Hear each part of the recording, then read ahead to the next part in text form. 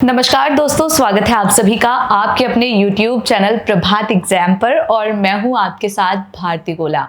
तो जैसा कि हम एक सीरीज़ लेकर आए हैं जिसमें हम वीकली करंट अफेयर्स को कवर करते हैं। तो इससे पहले 2 वीडियो अपलोड की जा चुकी हैं और ये मैं तीसरा वीडियो लेकर आई हूँ। तो इसमें हम पिछले 7 दिनों के अंदर क्या महत्वपूर्ण घटनाएं भारत के अंदर घटी हैं और वो एग्ज़ाम में उसके पूछे जाने की संभावना है। तो इन टॉपिक्स को हम आज के वीडियो में कवर करने वाले हैं। और मैं आपको बता दूं कि आजकल जितने भी कॉम्पिटिटिव एग्ज़ाम्स हो रहे हैं उनमें ऑलमोस्ट करंट अफेयर्स पूछा ही जाता है। तो करंट अफेयर्स पढ़ना आज एस्पिरेंट्स के लिए बहुत ज़्यादा ज़रूरी हो गया है। तो आज के इस वीडियो में हम इन 5 टॉपिक्स पर बात करने वाले हैं। एक तो ये है कि कन्नौज में गांधी सागर अभयारण्य में 20 अप्रैल को 2 चीतों का स्थानांतरण किया गया है। स्थानांतरण का मतलब होता है कि एक जगह से ले जाकर दूसरी जगह पर उसको शिफ्ट करना।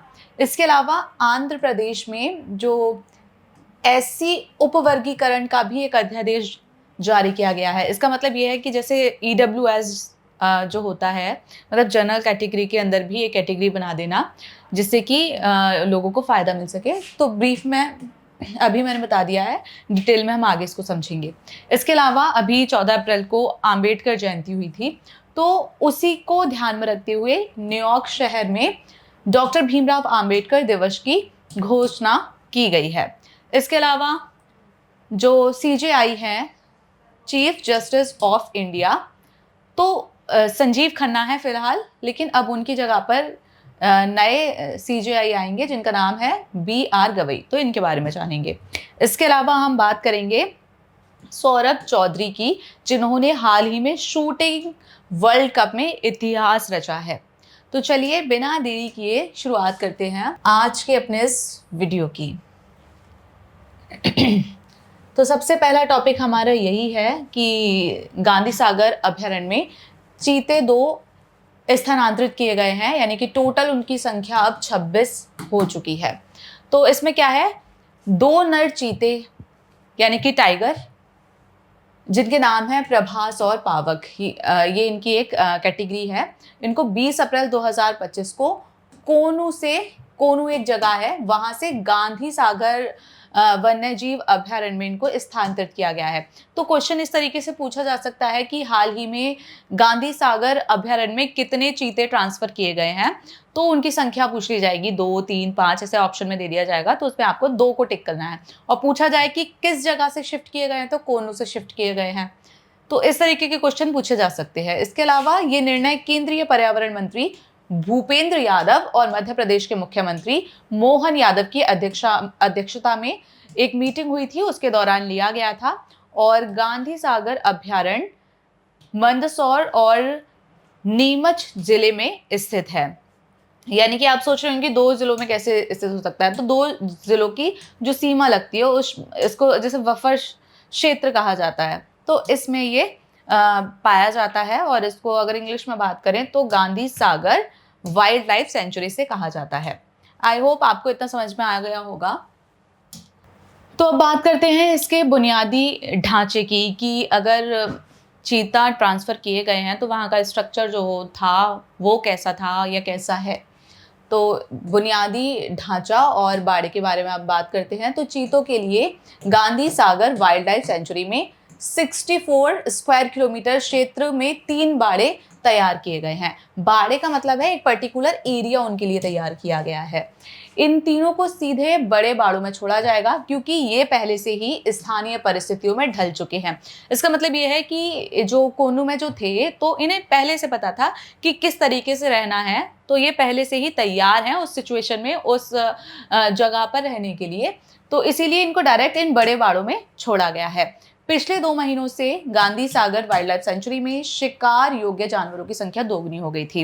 यानी कि जो Gandhi Sagar wild life sanctuary है, वहाँ पर जो छोटे मोटे जानवर थे जिनका शिकार जानवर करते हैं, तो उनकी संख्या काफ़ी ज़्यादा हो गई थी। तो उसका कोऑर्डिनेशन बिठाने के लिए यहाँ पर चीता निवास इसको स्थापित किया गया है, या चीता निवास के लिए इस जगह को तैयार कर दिया गया है। अब बात करते हैं कि भारत में चीता की जो स्थिति है वो क्या है। तो वर्तमान में कोनू राष्ट्रीय उद्यान से टोटल 26 चीते हैं, जिनमें से 17 जंगल में और 9 बाड़ों में रहते हैं। चीतों का पुनर्वास सितंबर 2022 में नामीबिया से लाए गए 8 चीतों के साथ शुरू हुआ था। चलिए अब आगे बढ़ते हैं अपने दूसरे टॉपिक पर। अब हम बात करते हैं कि आंध्र प्रदेश में हाल ही में एससी उपवर्गीकरण अध्यादेश को मंजूरी मिल गई है। यानी कि पहले एससी कैटेगरी के अंदर मतलब अगर जो मेरिट जा रही है या जो रिजर्वेशन मिल रहा है वो एससी कैटेगरी के लिए अलग था। अब एससी कैटेगरी में भी क्या होता है कि कई ऐसे लोग होते हैं जो निचले दर्जे के और ज़्यादा होते हैं, तो उनके लिए एक सब कैटेगरी बना दी गई है जिससे कि उन लोगों को ज़्यादा से ज़्यादा फ़ायदा मिल सके सरकारी योजनाओं का और शिक्षा के क्षेत्र में। इसके अलावा अगर करियर ऑप्शन अगर उनको मिलते हैं तो वहाँ उनकी मेरिट लिस्ट कम जाए, तो उनको बेनिफिट्स पहुँचाने के लिए ऐसा किया गया है। तो समान आरक्षण लाभों के न्याय संगत वितरण की दिशा में एक महत्वपूर्ण कदम उठाते हुए आंध्र प्रदेश मंत्रिमंडल ने राज्य में अनुसूचित जाति यानी कि एससी कैटेगरी के लिए एक सब कैटेगरेशन स्थापित कर दिया गया है। उसके अध्यादेश को मंजूरी दे दी गई है। ये निर्णय आरक्षण के भीतर आरक्षण यानी कि एससी और एसटी को पहले से ही आरक्षण मिलता है, तो आरक्षण के अंदर भी आरक्षण दे दिया गया है। जैसे कि ईडब्ल्यूएस का यही है, अगर जनरल कैटेगरी की हम बात करें तो उसमें कोई आरक्षण नहीं होता है, लेकिन जनरल कैटेगरी में भी जो निचले तबके के लोग आते हैं यानी कि जिन लोगों की आर्थिक स्थिति ज़्यादा ठीक नहीं होती है, तो उनको रिजर्वेशन के थ्रू जनरल कैटेगरी के रिजर्वेशन में उनको रिजर्वेशन दे दिया जाता है, यानी कि उन्हें ईडब्ल्यूएस सर्टिफिकेट प्रोवाइड कराया जाता है। तो उन्हें काफ़ी इसका फ़ायदा मिलता है क्योंकि हाँ, जनरल कैटेगरी को कोई रिजर्वेशन नहीं मिलता है और ऐसे में अगर कोई गरीब परिवार से है तो उसे रिजर्वेशन मिलना बेहद ज़रूरी है। तो इसी को ध्यान में रखते हुए ईडब्ल्यूएस का प्रावधान किया गया था और उसी को ध्यान में रखते हुए यहाँ पर एससी कैटेगरी के लिए ये आरक्षण के भीतर आरक्षण की नीति अपनाई गई है, जिसका उद्देश्य क्या है कि अनुसूचित जातियों में विभिन्न उपजातियाँ पाई जाती हैं, उनके बीच में सामाजिक और आर्थिक पिछड़ापन की स्थिति जो है उसको खत्म करना और उन लोगों को लाभ पहुंचाना इस अध्यादेश का उद्देश्य है। तो बात करते हैं कि इस अध्यादेश की विशेषताएं क्या होंगी। तो इसको मंजूरी दी गई है आंध्र प्रदेश मंत्रिमंडल द्वारा और तारीख थी 15 अप्रैल 2025 और इसका उद्देश्य क्या है, अनुसूचित जातियों के बीच में आरक्षण लाभों का अधिक न्याय संगत वितरण सुनिश्चित करना। प्रारंभ किया कहां पर कैसे, तो तेलुगु देशम पार्टी के नेतृत्व वाली एनडीए सरकार के द्वारा इसको प्रारंभ किया गया है और कानूनी आधार क्या रखा है इसका, सुप्रीम कोर्ट के उस फैसले के बाद संभव हुआ जिसमें राज्यों को ऐसी उप श्रेणीकरण की अनुमति दी गई थी। इस आयोग का गठन कब हुआ, 15 नवंबर 2024 को सेवानिवृत्त आईएएस अधिकारी राजीव रंजन मिश्रा की अध्यक्षता में। जन परामर्श क्या है इसके लिए, तो राज्य के सभी 26 जिलों में इसको आयोजित किया जाएगा, यानी कि आंध्र प्रदेश के अंदर 26 राज्य हैं तो उन 26 के 26 राज्यों में इसको लागू किया जाएगा। और विधानमंडल में स्वीकृति क्या दी गई इसको, तो इस पर बात करते हैं। तो विधान परिषद और विधान सभा दोनों में सर्वसम्मति से पारित हुआ है। सर्वसम्मति का मतलब होता है कि दोनों की सहमति इसमें हो। चलिए अब बढ़ते हैं अपने अगले टॉपिक की ओर। आप सभी जानते हैं कि 14 अप्रैल को डॉक्टर भीमराव अंबेडकर की जयंती मनाई जाती है। तो इसी को ध्यान में रखते हुए न्यूयॉर्क शहर में डॉक्टर भीमराव अंबेडकर दिवस की घोषणा की गई है। तो न्यूयॉर्क सिटी में एक ऐतिहासिक कदम उठाते हुए मेयर एरिक एडम्स ने 14 अप्रैल 2025 को आधिकारिक रूप से डॉक्टर भीमराव अंबेडकर दिवस घोषित कर दिया है। यानी कि इंडिया के अंदर तो 14 अप्रैल को मनाया जाता है और जाता रहेगा, लेकिन अब हाल ही में यानी कि 19 तारीख को ये न्यूज़ आई थी, उसमें बताया गया कि न्यूयॉर्क सिटी में अब अंबेडकर दिवस मनाया जाएगा 14 अप्रैल 2025 को और ये ऑफिशियली अनाउंस किया गया है। और ये महान इनका कहना है कि भारत के संविधान निर्माता और महान समाज सुधारक डॉक्टर आम्बेडकर की 135वीं जयंती के अवसर पर ये जानकारी दी गई, जो उनके मानवाधिकार, न्याय, समानता के लिए किए गए योगदान को वैश्विक मान्यता प्रदान करती है। यानी कि जिस समय डॉक्टर भीमराव आम्बेडकर ने एससी कैटेगरी या पिछड़े हुए लोगों को सम्मान या बराबरी का हक दिलाने के लिए जो लड़ाई की थी, जो योगदान दिया था, तो उसको ग्लोबल लेवल पर समझाने के लिए इन्होंने ये कदम उठाया है कि उन्हें पूरे वर्ल्ड के अंदर जाना जाना चाहिए उनके योगदानों को, तो इसलिए ये कदम उठाया गया है। BR आम्बेडकर यानी कि डॉक्टर भीमराव आम्बेडकर दिवस की उद्घोषणा न्यूयॉर्क सिटी में की गई है। किसने की है? न्यूयॉर्क के मेयर एरिक एडम्स ने 14 अप्रैल 2025 को, वो भी आधिकारिक रूप से। और ये घोषणा डॉक्टर आम्बेडकर को सामाजिक न्याय, मानवाधिकार, समानता के लिए एक अभूतपूर्व योगदान के लिए मान्यता दी गई है। अब इस दिन का महत्व क्या है? ये दिन भारतीय संविधान के निर्माता डॉक्टर भीमराव आम्बेडकर की विरासत को सम्मानित करता है और दलितों और वंचित वर्गों के अधिकारों के लिए उनके संघर्ष और वैश्विक स्तर पर समानता और न्याय की लड़ाइयों को प्रेरणा दी है। इसके अलावा कंबोडिया विश्वविद्यालय में भी इनको श्रद्धांजलि दी गई। तो कार्यक्रम से पहले रामदास अठावले ने कोलंबिया विश्वविद्यालय में स्थित डॉक्टर आम्बेडकर की प्रतिमा पर श्रद्धांजलि अर्पित की थी। यहीं से आम्बेडकर ने 1927 से अर्थशास्त्र में PhD की डिग्री हासिल की थी। ये प्रतिज्ञा ज्ञान, शिक्षा और अडिग संकल्प का प्रतीक है, जो उन्होंने जातीय भेदभाव, उपनिवेशवादी अन्याय के बीच में अर्जित किया था।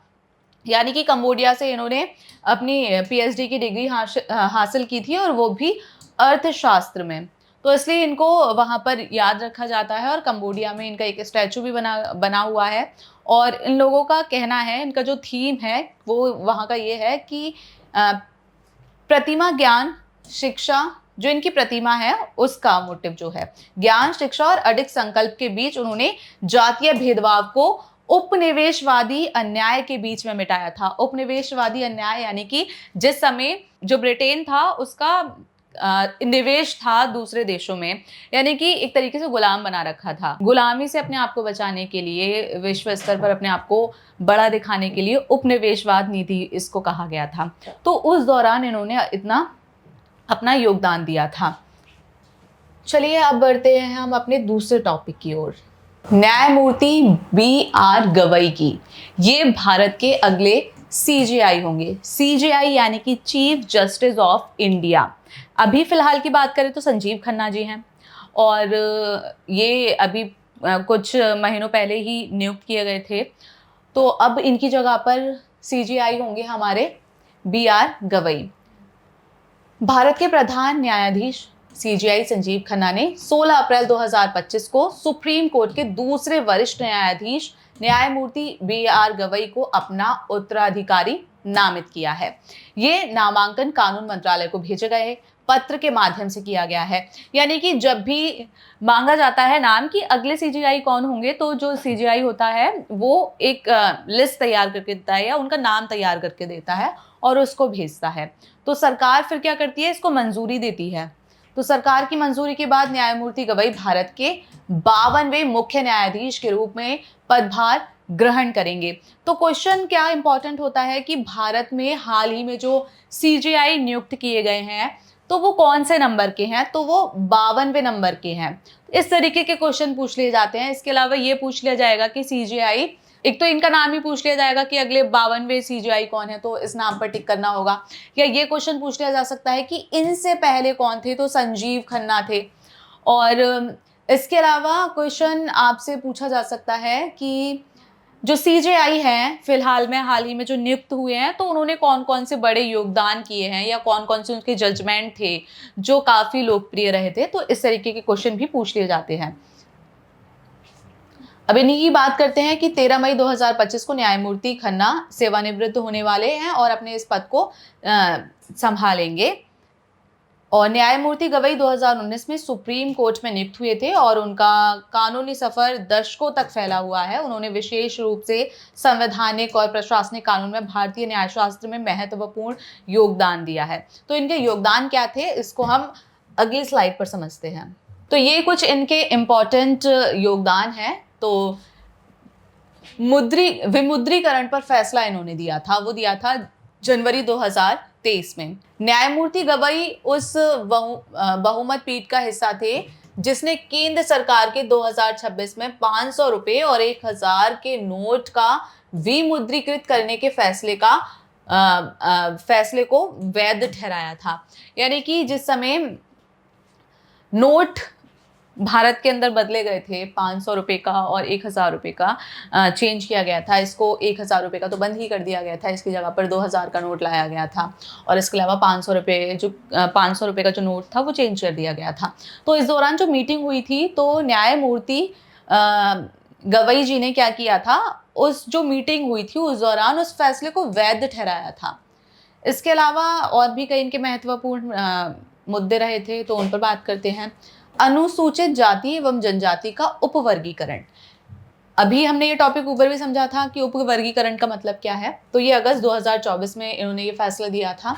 तो इस ऐतिहासिक मामले में उन्होंने क्रीमी लेयर की अवधारणा को अनुसूचित जाति और जनजाति पर लागू करने की वकालत की थी ताकि केवल वास्तविक जरूरतमंद लोगों को आरक्षण मिल सके। तो क्रीमी लेयर का मतलब क्या है? क्रीमी लेयर का मतलब, ये काफ़ी बड़ा कॉन्सेप्ट है, इस पर क्वेश्चंस भी पूछ लिए जाते हैं।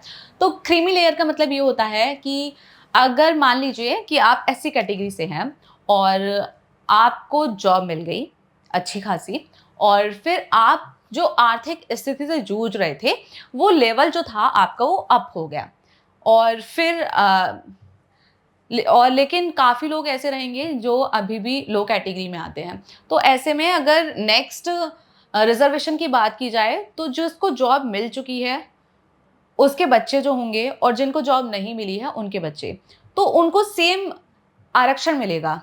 लेकिन वहाँ जो जिसको जॉब मिल चुकी है तो वो उस लेवल से ऊपर उठ चुका है, लेकिन उसके बाद भी उसे उनकी जो नेक्स्ट जनरेशन होगी उसको एक गरीब जो लोग होंगे एससी कैटेगरी से ही उनके बराबर ही आरक्षण दिया जाएगा। तो ये क्या है, ये एक बड़ा कॉन्सेप्ट खराब है।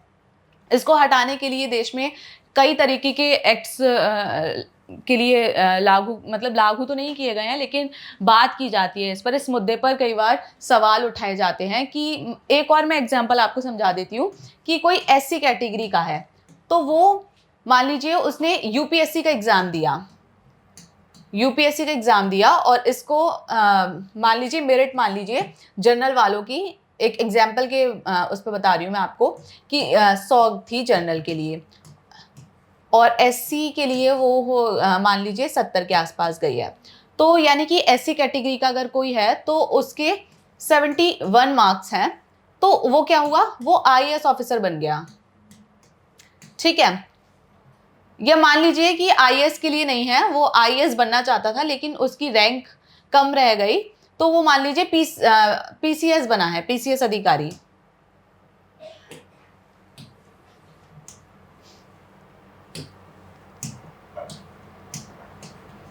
आईपीएस अधिकारी बना है वो। ठीक है, तो वो आईपीएस नहीं बनना चाहता, वो आईएएस ही बनना चाहता है। तो ये क्या करेगा, इसने मान लो 2024 में ये एग्ज़ाम दिया था, तो अब ये 2025 में फिर एग्ज़ाम देगा। और इस समय अब क्या होना चाहिए, क्या इसको रिजर्वेशन मिलना चाहिए या और कैटेगरी के एससी एसटी कैंडिडेट्स को मिलना चाहिए? तो यानी यही एक कॉन्सेप्ट है रिजर्वेशन का। उसको रिजर्वेशन एससी कैटेगरी को मिल गया और उसे आईपीएस पोस्ट मिली, लेकिन वो आईएएस की पोस्ट चाहता था तो उसने री एग्ज़ाम दिया, और जब री एग्जाम दिया है यानी कि उसको पहले ही रिजर्वेशन मिल चुका है, लेकिन वो फिर रिजर्वेशन की डिमांड कर रहा है, लेकिन वो रिजर्वेशन किसी और को भी मिल सकता है एससी कैटेगरी से। तो ये होती है एक क्रीमी लेयर। तो इस पर भी इन्होंने विरोध जताया और कहा कि क्रीमी लेयर की जो अवधारणा है अनुसूचित और जनजाति लोगों के लिए, तो उनको खत्म किया जाए। और इसके अलावा आर्टिकल 370 की समाप्ति के लिए भी इन्होंने अपना योगदान दिया था। 2019 में जम्मू कश्मीर से आर्टिकल 370 हटाया गया था। तो इस दौरान भी न्यायमूर्ति गवई उस 5 न्यायाधीशों की पीठ में शामिल थे जिसने जम्मू कश्मीर को विशेष राज्य देने वाले अनुच्छेद 370 को हटाने में केंद्र सरकार के निर्णय को संवैधानिक ठहराया था। यानी कि जिस समय जम्मू कश्मीर में आर्टिकल 370 लागू होने वाला था, या जिस पर जो मीटिंग चल रही थी, जिस समय 5 जजों की जो बेंच थी उसमें शामिल थे गवई जी। और इन्होंने क्या किया था, इस जो बिल आया था इसको कानून बनाने के लिए इन्होंने इसको संवैधानिक ठहराया था। इसके अलावा बुलडोजर से तोड़फोड़ की आलोचना इन्होंने की थी। आपने देखा ही होगा कि कई जगहों पर बुलडोजर चला दिया जाता है, उनके घर तोड़ दिए जाते हैं। क्राइम अगर मान लीजिए किसी एक लड़के ने किया तो रातों रात उसके घर पर बुलडोजर चला दिया जाता है, यानी कि क्राइम किया बेटे ने और सजा मिली उसके पूरे परिवार को। तो इस कॉन्सेप्ट की इन्होंने क्या की थी, आलोचना की थी। एक द्विन्यायाधीशीय पीठ में न्यायमूर्ति गवई ने अपराध की संदिग्धों की संपत्ति को बिना उचित प्रक्रिया के बुलडोजर से गिराए जाने की आलोचना की और इसे कानून के शासन के विरुद्ध बताया। आई होप आपको ये टॉपिक अच्छे से समझ में आ गया होगा। अब हम बढ़ते हैं अपने नेक्स्ट टॉपिक की तरफ। सौरभ चौधरी ने शूटिंग वर्ल्ड कप में एक मेडल लेकर आए हैं ये। तो ये भी टॉपिक जो होते हैं काफ़ी इंपॉर्टेंट होते हैं एग्जाम के लिए, क्योंकि पूछ लिया जाता है कि कौन कौन सा मेडल लेकर आया है, शूटिंग में कौन जीत कर आया है और कहाँ पर ये मैच हुआ था, इस तरीके के क्वेश्चंस पूछ लिए जाते हैं। तो उत्तर प्रदेश के 22 वर्षीय निशानेबाज सौरभ चौधरी ने पेरू के लीमा में आयोजित ISSF वर्ल्ड कप, जो कि अप्रैल 2025 में खेला गया था, इसमें 10 मीटर एयर पिस्टल स्पर्धा के कांस्य पदक जीतकर भारतीय निशानेबाज टीम में शानदार वापसी की है। यानी कि क्या था, ये शूटिंग का वो था कंपटीशन, 10 मीटर एयर पिस्टल तक इन्होंने निशाना लगाया और जो टीम थी उसमें इन्होंने वापसी की है और ओलंपिक चैंपियंस में सजी इस फाइनल में इन्होंने कड़ी टक्कर दी और कम स्कोर वाले मुकाबले में धैर्य और साहस का परिचय दिया। यानी कि ऑल ओवर अगर बात करें तो ये कांस्य पदक जीत कर आए हैं। तो दोस्तों, ये कुछ महत्वपूर्ण टॉपिक्स थे करंट अफेयर्स के जो हमने आज के इस वीडियो में कवर किए हैं। अगर आप चाहते हैं कि आपको ये वीडियोस मतलब करंट अफेयर्स से आप डेली अपडेट होते रहें, तो इसकी सीरीज़ भी ऑलरेडी हमारे चैनल पर चल रही है। तो मेरी एक सहयोगी हैं जूही शर्मा, जो लेकर आती हैं इसकी क्लासेस। तो आप अगर चाहते हैं कि डेली आपको करंट अफेयर्स मिल सके तो आप उन वीडियोस को देख सकते हैं, वहाँ पर क्विज के थ्रू करंट अफेयर्स को पढ़ाया जाता है। आई होप ये वीडियो आपके लिए हेल्पफुल रही हो और इस वीडियो को ज़्यादा से ज़्यादा शेयर करें ताकि जो आपके दोस्त हैं वो कॉम्पिटिटिव एग्जाम की तैयारी कर रहे हैं तो वो भी करंट अफेयर से अपडेट रह सके। तो आज के इस वीडियो में इतना ही, फिर होगी आपसे मुलाकात अगले हफ्ते ऐसे ही इंटरेस्टिंग टॉपिक्स के साथ।